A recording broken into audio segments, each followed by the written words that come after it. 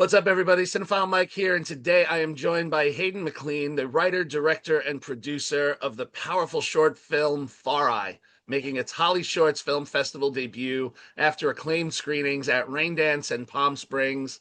Set in rural Jamaica, FarEye follows a young boy fleeing an abusive home who discovers healing, purpose, and belonging within a Rastafarian community. Hayden, thank you so much for joining me today. Thank you for having me, Mike. Really blessing to be here. Thank you. So I want to ask, after the success of your previous short, The Last Dance, what was it about FarEye that made you realize this was the story you wanted to tell next? Yeah, it was during my downtime when we was about to bring this film out. We just screened The Last Dance and knew it was gonna go on its festival run. And I'd watched a classic Jamaican film called Rockers. It's a film that was made in 1978, and it has a lot of the really famous reggae artists in it. It's about music, and some of it touches on the Rastafarian culture and Rastafarian movement. And I remember watching that film and it just staying with me. There was an opening scene of a group of Rastafarian men on the beach, and they're listening to music. They're playing music and they're singing directly to camera. And then one of the elders of the community basically looks right down the barrel of the lens and is talking to us in a very, very strong Jamaican patois. And I don't know what it was about that scene. It just stayed in me for weeks. And as that film stayed with me, I had this idea about a young Jamaican kid just kept seeing an image of a kid running through Jamaica. I didn't know where he was going or in what context, but I knew there was a story there. And I sat with it and I sat with it. And one day I just decided to sit down with that thought and see where it would take me. And this is where it took me and to making FarEye, which I'm really blessed to be able to bring to the world as someone from with British Jamaican heritage. And it beautifully incorporates the Rastafarian philosophy and the Ethiopian history, including the use of Yes. the Amharic language. So, Yes. what was it specifically that drew you to those cultural elements that felt so essential to Khalil's journey? Yeah, I think it was because I've always, even every time I'm in Jamaica, what I've always found so amazing about the Rastafarian movement and culture, they feel in a lot of ways quite far removed from everything else that's going on. They are quite to themselves, generally speaking. They have their own communities, and they're a people of real peace and love and unity and solidarity. And also, even as I've done my research, a lot of their beliefs and teachings about Haile Selassie is about going back to Africa and repatriation. And there's a of course a Caribbean centric focus, but there's also a very African centric focus of understanding that through colonialism we were displaced all around the world, and we ended up in places like the Caribbean or Brazil or the United Kingdom or wherever. Where we belong is here. And I think there's this concurrent of like belonging and what that means, which stayed with me and I found really interesting. And then even the thing of one of the lines in the film about Ethiopia being one of the country that was never colonized, I actually didn't know that firsthand. That was Mm. because of an incredible actress on our set who plays the character of Royal, the elder. She's played by Denisha Prendergrass, and Denisha Prendergrass is an actress, activist, and she also is the granddaughter of Bob and Rita Marley. So it was her when we was about to shoot this scene. There were some lines in it, and we just started to talk about what feels most truthful. And when we were talking about that language and what they're saying or what Sata Masagana means and ideologically, she was saying, we found some things that felt like they rooted the story in kind of undeniable truth, which is what you kind of want as an artist. And we talked a little bit off camera. So, like, we've seen Jamaica depicted in so many classic Yeah, films, right? Like Dr. No, How Stella Got Her Groove yeah, Back. But with this one, you shot this on location in Jamaica, but with a predominantly Jamaican cast and crew. And yes, while there are a lot of films made in Jamaica, there's not a lot that are made by the local community. So, yeah. what was the collaborative experience like to be able to work with this crew to bring FarEye to life? I think it was for me. I just look back at it of like 3 days of just joy. Like it was hard. It's the hardest thing I've ever had to do, just because of the logistics of what it means to go across the world and shoot something. Little time, little money. Um, But in terms of the crew, they were amazing. This whole film started a lot of it of a conversation with my DOP, Joe Honeywell. So he's a very acclaimed director of photography, and he's worked all around the world, and he worked in Jamaica. And one time went for coffee, and we were talking about Jamaica and his experience. And his experience, he said something very simple. He was just like, the crews and the talent is there, the opportunities aren't. Because when these big companies come in, they bring in a lot of their own people, and by extension, then some of the local crew get relegated into like being assistants because if someone's bold enough to go out there and do it, you'll be surprised at what you can get. And that was the testament of this. It was like it was a very much a collaborative thing. You know, if I even think of down to like locations, we had people that just knew the island inside and out. So we were able to find these really special spots and communities that were, one, safe, two, really artistically interesting, three, there was like this amazing openness to filming. Like there was a point where we had to turn people away because people were just coming to the community where we're filming, like, I want to be in it, or I want to do it. And we're like, there's whole release forms and stuff. They have to pay people. We don't really have money, but like there's just Right. this general openness to like art in a really beautiful way. And I found it really, really amazing. There's something about resilience that my country has that I find really special. You know, a couple months after this shoot, they had a hurricane, one of the worst hurricanes in history. But I went back in June and they've rebuilt so much of it. So it taught me a lot about the resilience of our people. Of like, we don't have a lot of money. We would probably need a double or triple this to like officially make a film like this if it was going through like proper channels and big production companies. But we just did what we could with what we had and maximized everything. And I think a lot of that was testament to the incredible crew that we had on the island. And I'm glad you brought up Joel Honeywell because I was just so floored by this beautiful visual language and this aesthetic that came across, especially when Khalil comes on the community. So, did you always know that that was how it was going to look? Almost like this hypnotic, yeah, this look. Did that kind of come when you were in the space? Like, how did you approach that? So I knew there was always going to be some type of like there'll be a transitionary moment because the whole film is about this experience of a spiritual awakening.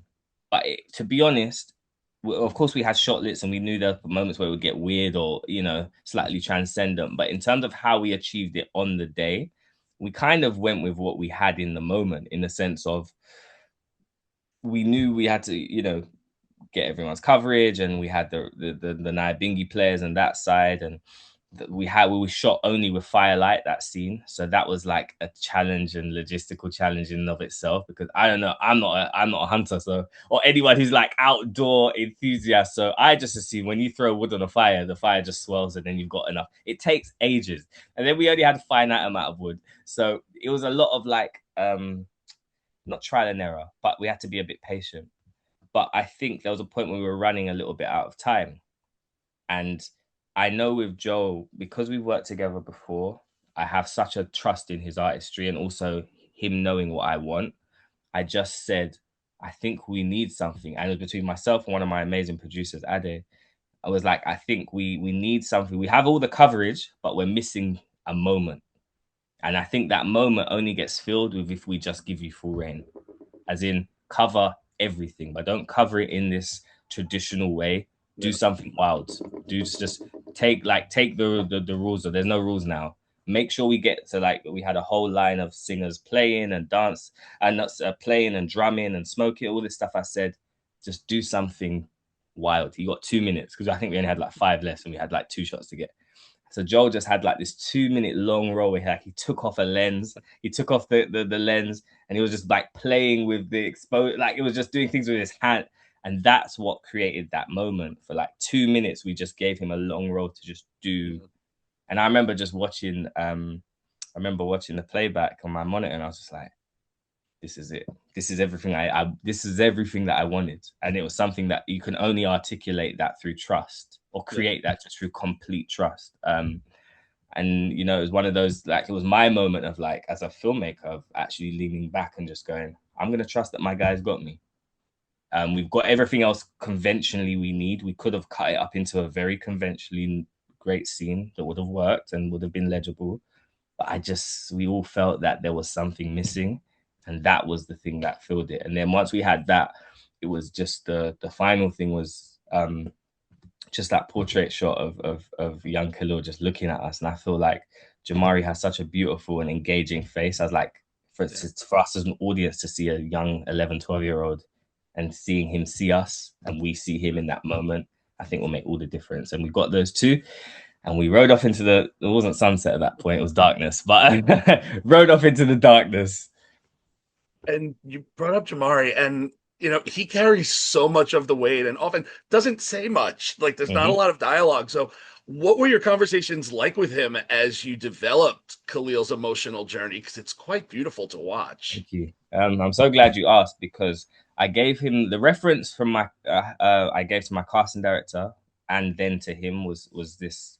I just knew that for whoever we find, I just said I don't I don't know about like looks or whatever, but I need the most special young actor on the island who, from an emotional standpoint, because one, he won't be saying a lot, but two, he needs to be able to transmit everything in silence, essentially. Which is coming from an acting background and being an actor myself, I know the weight of that. It's not an easy. That's probably one of the hardest things to do in film. Yeah. And and then Kareen Blake Chin, the amazing cast director, sent me some clips of Djamari, which were literally just trailers of a film that he did called When Morning Comes by Kelly Fife Marshall that played at TIFF a couple years ago. And I remember just thinking, I just remember watching it thinking, wow, that's him. But that's the one I want. But I think for me, the main inspiration what I gave to Djamari was Dunkirk, the Christopher Nolan film. Mm. The first half an hour, Theon Whitehead's character doesn't really speak. He says the Yeah. odd word, but we're so invested. We're so invested because he carries us. We see his fear. We see his him trying to work out what is happening, how to get away, and that same energy is what I tried to communicate to Djamari. I don't think he'd watched the film, but it didn't matter. I felt like that for me was an anchor that I understood, Joel understood. And it was just about feeding that same feeling of what that would feel like to feel all of these things inwardly that were so massive and so dangerous for a young man to experience, but also how little you need to transmit that for us to completely understand it all. And I think we found that balance. And I think Djamari did like such a amazing job.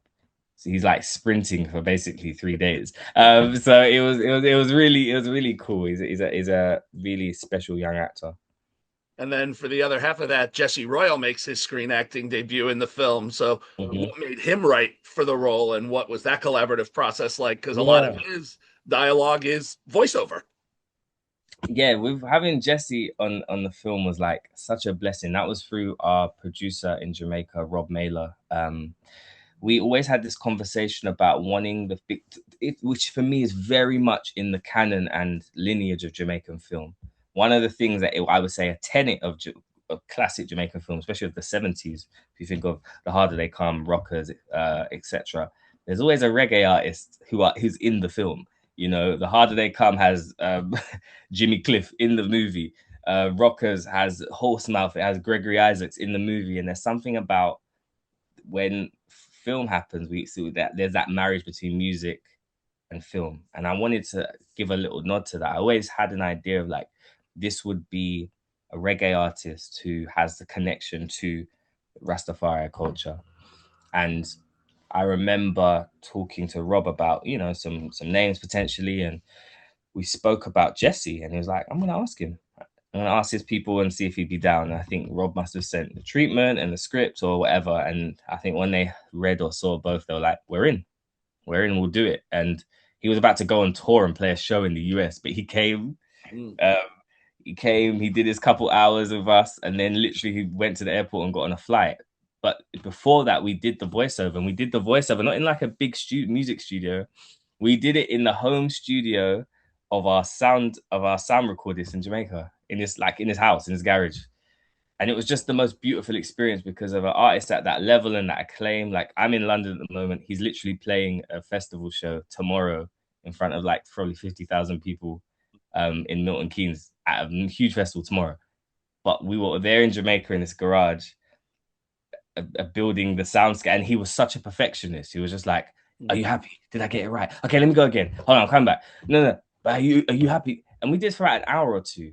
But I just think he brought so much gravity to the film, and his voice, I just felt lent itself really well to, I guess, the fable like um energy that this film has. And I feel like it would have been a great loss without it. And it really threads the narrative together. And now, as you look back on on FarEye, the experience you had, and as it goes into out into the world now, what would you say as you move into your third project? Maybe you already have. Is one best practice that you look forward to carrying into future productions, and one learning curve that you might try to avoid moving forward? Yeah. I think I think with FarEye, it left me with this feeling of like limitlessness because it's such a hard challenge to achieve. And now we've come through the other side of it, like through the fire, pardon the pun, is like is is we have a lot more capacity than we think. I think sometimes filmmakers we struggle so much with like imposter syndrome or it's a massive task to try and create cinema or build films. And I think sometimes you can be so in your head when I learned in this film a lot more to really trust everyone, trust every HOD around me. I have to ultimately have the final decision, but how we get there, you can rely on this person and their perspective and this person's perspective. As long as you're not like searching the whole time, there is something really beautiful about building this vision as a community. Of course, at the end, you will have to be the one to decide or move in a certain direction. But I learned the power of community in a whole different way on this film.